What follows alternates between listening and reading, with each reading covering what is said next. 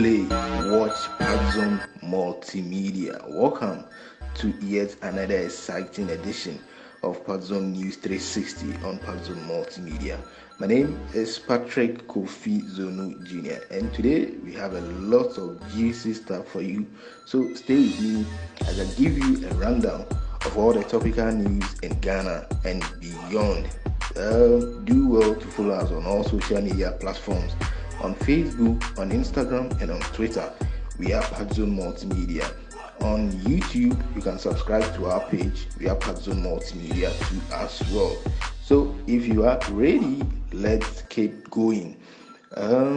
Let's do some politics for our first story. And in politics, opposition National Democratic Congress has rated the ruling NPP, that is the New Patriotic Party. They've given them 14% with regards to their performance ever since they took over from the NDC after the 2016 elections. Speaking at their weekly press conference, MP for North Tongue Samuel Okujato Ablakwa stated that the government has failed woefully, judging from their performance so far with respect to the over 600 promises that they made during the 2016 elections. Among some of these promises, he noted, were one district to a factory and one village, one dam. And when the realities, according to the member of parliament, were confronted with the government, they were quickly able to jump to some other excuses. So they rated the government as performing 14%. That is a fail, that is an F.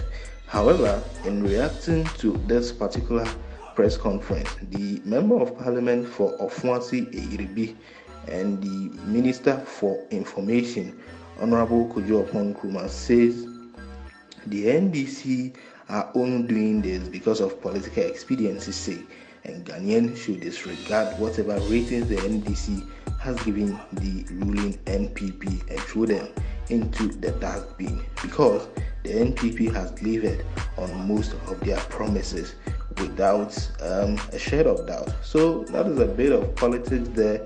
And as we all gear up towards the 2020 elections, some of these political jobs are going to come. Yeah, it is your power to look at your standard of living and determine who actually is going to win your vote in the upcoming polls.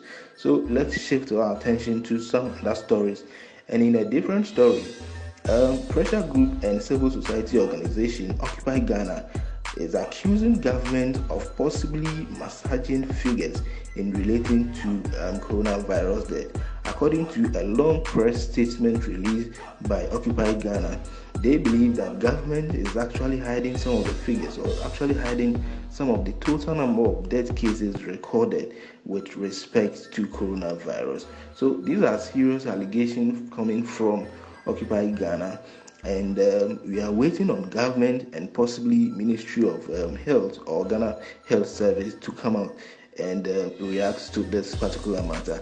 Whatever their reactions will be, it will surely be featured on Patzon News 360, the news just the way you want it. Now, let's shift our attention to some entertainment. And in entertainment, Black Entertainment Television, that is BET, has released a list of nominees for their upcoming awards. And quite interesting, there were no Ghanaian artists in there. Conspicuously, all big artists like Sarkodie, Samini, Stonebwoy, and Shatawale all went missing.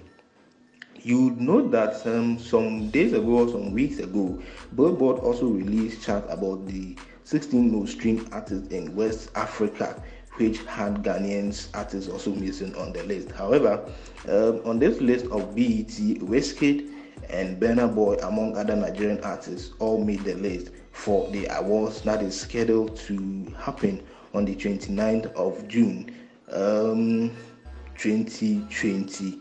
Alicia Keys and Drake are all part of the top artists that are lined up or that are built up to perform at this particular edition of the BET Awards. with Drake having the top nominees with some 6 nominations in there. So that is some news with respect to Ghanaian artists in there. Shifting our attention to some more entertainment stories.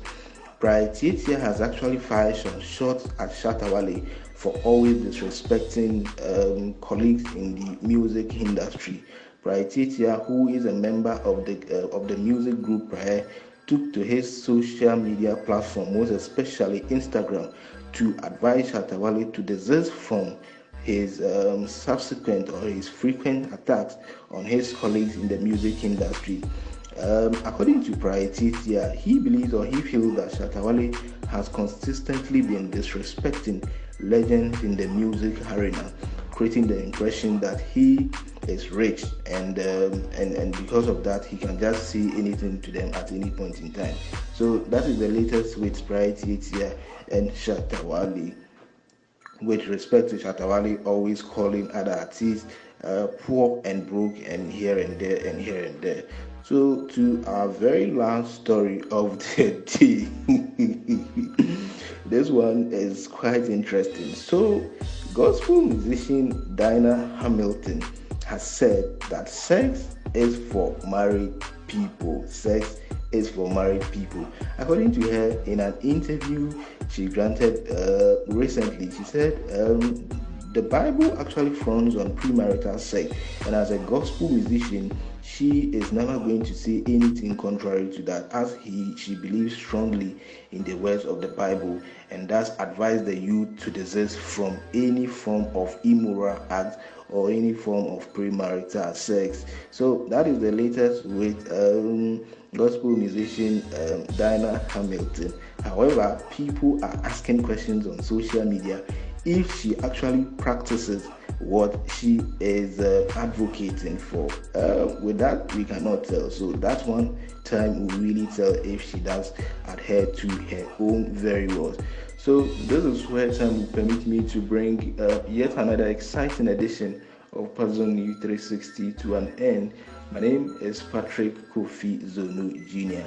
and please do well to follow us on all social media platforms. On Facebook and on Instagram and on Twitter, we are Patzon Multimedia. However, on YouTube, you can subscribe to our channel, Patzon Multimedia, so that when we drop the news, you could get the fresh gist as it comes in. Before I leave you, like I've always been saying, whatever your dreams or your ambitions are, so far as you have a strong conviction that it is the right thing to do, just do it.